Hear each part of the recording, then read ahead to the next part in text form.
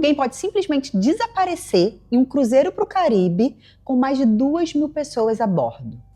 Pois é, foi isso que aconteceu com Amy Bradley, de 23 anos. Mas anos depois, ela reapareceu em fotos perturbadoras na Deep Web.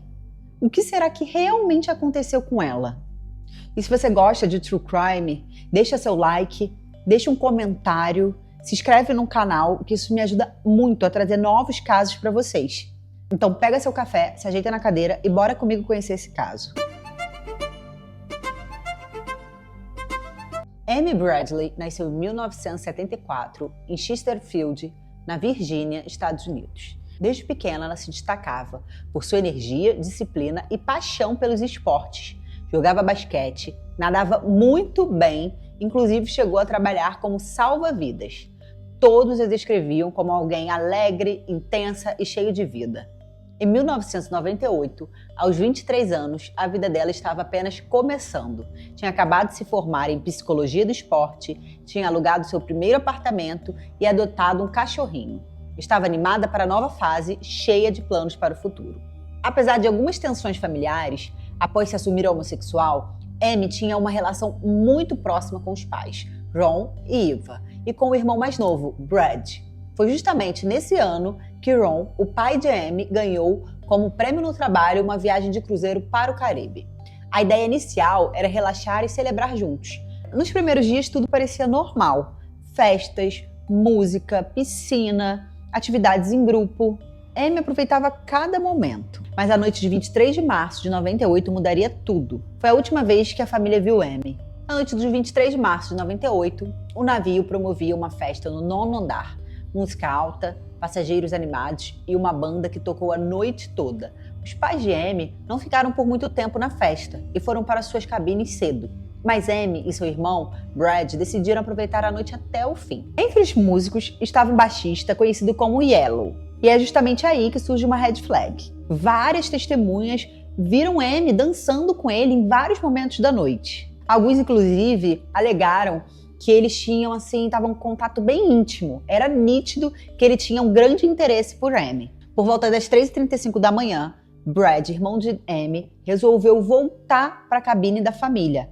E Amy foi logo em seguida, questão de 5 minutinhos depois. Eles ainda se encontraram ali na varandinha do navio, ficaram conversando, até que Brad resolveu ir dormir. E Amy continuou ali, observando o mar, enquanto ficou deitada na espreguiçadeira. Pouco depois, Ron, o pai da Amy, ele foi dar uma averiguada ali como estavam os filhos, isso por volta de 5h15, 5h30 da manhã. Ele avistou a Amy na espreguiçadeira, viu as pernas dela ali, ficou tranquilo e voltou a dormir. Mas quando acordou novamente às 6 da manhã, a Amy havia desaparecido, ela não estava mais na cabine. A cadeira estava vazia e o isqueiro e o cigarro que estava ao lado dela também haviam desaparecido. Ron foi procurar ela no navio inteiro e nenhum sinal de Amy. Algumas testemunhas afirmaram ter visto Amy com o Yellow, aquele baixista, um pouco depois que seu pai tinha visto ela deitada na espreguiçadeira, dançando novamente com ele. Outras pessoas afirmaram que ela entrou no elevador panorâmico com o Yellow e que alguns minutinhos depois ele apareceu novamente, mas dessa vez sozinho e com um semblante tenso. E naquele momento, o cruzeiro se transformava em um cenário de um desaparecimento bizarro. A família da Amy correu por todo o navio, em cada lugar, em cada piscina, bar, todos os lugares possíveis. Eles procuraram ela, mas ela tinha desaparecido, não estava em lugar absolutamente nenhum. Às 6h30 da manhã, a família pediu ajuda imediata à tripulação. O pedido era claro, que impedisse que todos os passageiros, mais de 2.000 pessoas, desembarcassem na ilha de Curaçao, até que Amy fosse encontrado. O mais estranho disso tudo é que o capitão e a tripulação permitiram que os mais de 2.000 passageiros desembarcassem na ilha, como se absolutamente nada tivesse acontecendo. O anúncio sobre o desaparecimento só foi anunciado no alto-falante mais de 1h30 depois. Um tempo realmente precioso que poderia ter salvado Amy. E a busca dentro do navio também foi muito suspeita, porque a tripulação e o capitão só averiguaram as partes comuns do navio, não revistaram os lugares restritos. E segundo os protocolos da época, o FBI só poderia iniciar as investigações após 24 horas do desaparecimento. E isso significava que, enquanto o tempo corria, a família estava completamente sozinha, sem nenhuma ajuda. E quando finalmente as buscas internas foram feitas de fato, já era tarde demais. Inclusive, tem uma grande curiosidade, porque durante aquela festa, os fotógrafos do navio tiravam fotos dos passageiros, deixava num lugar à parte, expostas, para quem quisesse, pegasse e comprasse a foto. E curiosamente, as fotos de Amy tinham desaparecido do mural.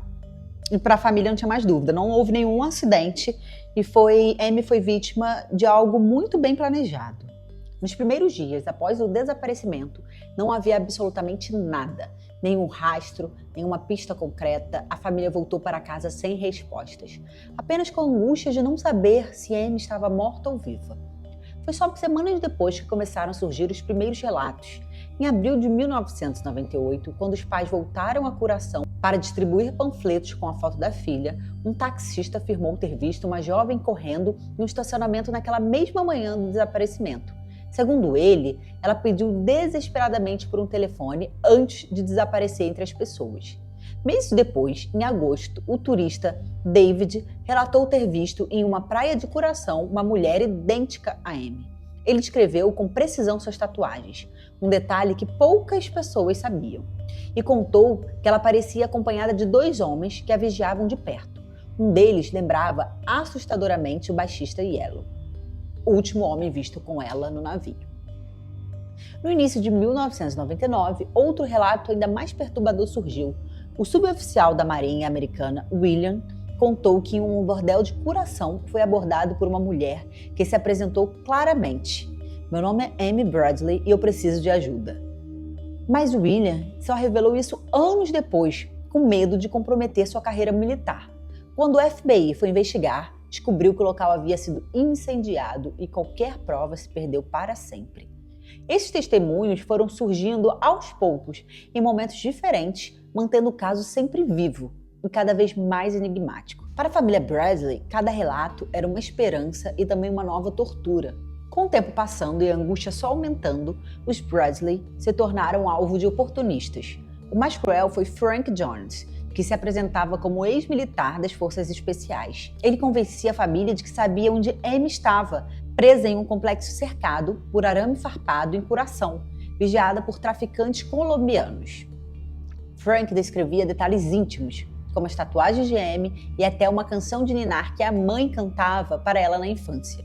Para os pais, parecia prova irrefutável.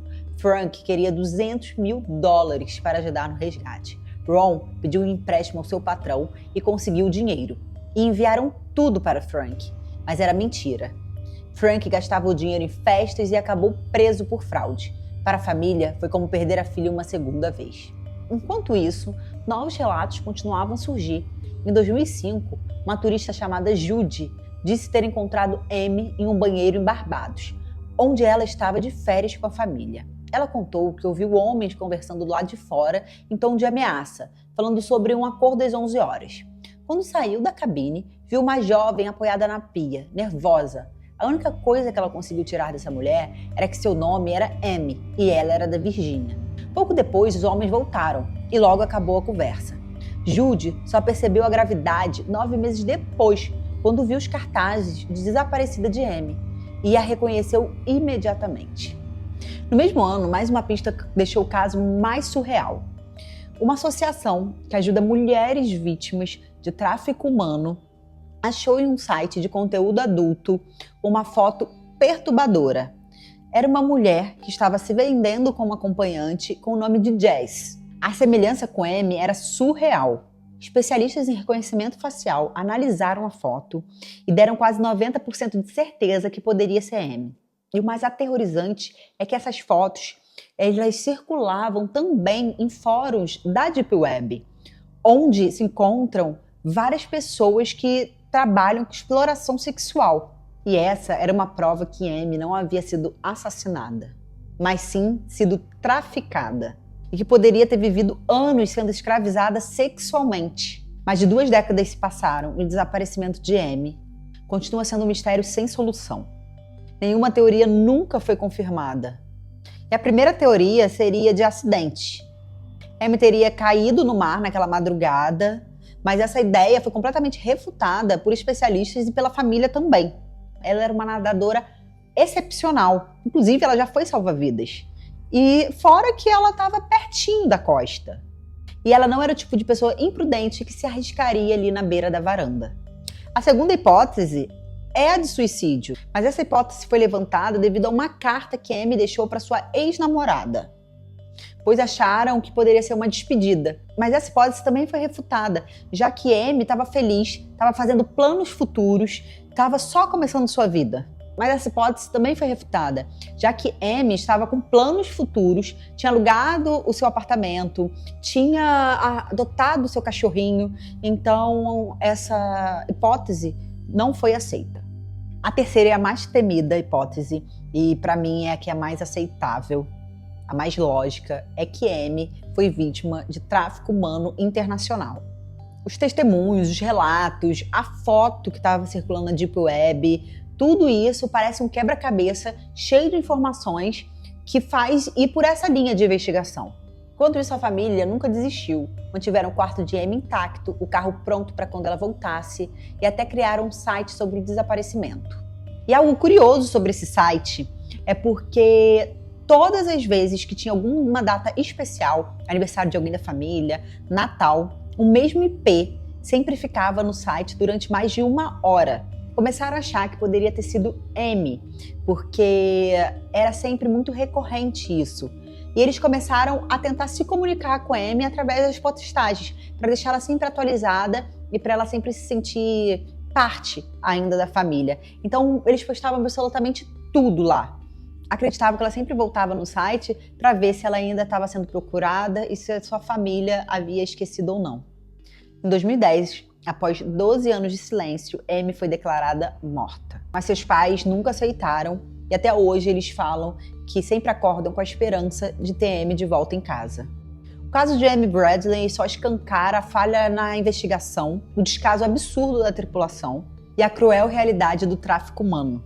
E o mais perturbador para mim é que mesmo cheio de provas, cheio de testemunhas, parece que a Amy sempre estava por perto, próxima de ser traga de volta para casa, mas mesmo assim as autoridades nunca conseguiram. O desaparecimento de Amy Bradley é um daqueles casos que deixa aquele nó na garganta, difícil de digerir, porque afinal o que realmente aconteceu com Amy? Será que realmente ela ainda vive como prisioneira em uma rede de tráfico humano? Até hoje nada foi comprovado, mas eu acredito que a verdade pode ser muito mais sombria do que a gente pode imaginar.